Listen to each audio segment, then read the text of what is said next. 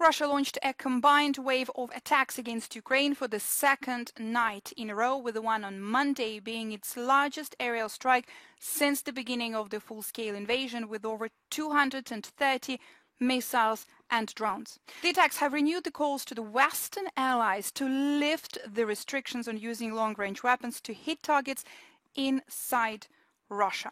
If you want to defend these types of attacks effectively and also efficiently, you have to go after the shooter. You have to take out those launchers that deploy these missile systems, and you cannot wait until they reach your airspace in order to counter them.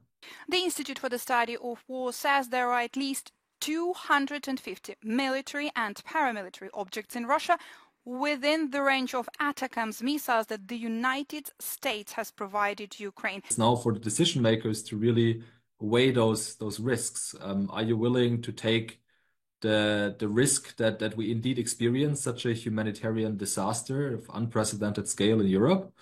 Or do we take those residual risks in terms of escalation management and potential Russian responses, and allow Ukraine to finally employ these Western weapon systems against Russian targets deeper inside Russian homeland? Washington currently only allows strikes using the US-provided HIMARS equipped with guided multiple launch rocket system at maximum, permitting Ukraine to strike only about 20 out of the 250 objects it could strike with ATACMS. This is the yellow area here.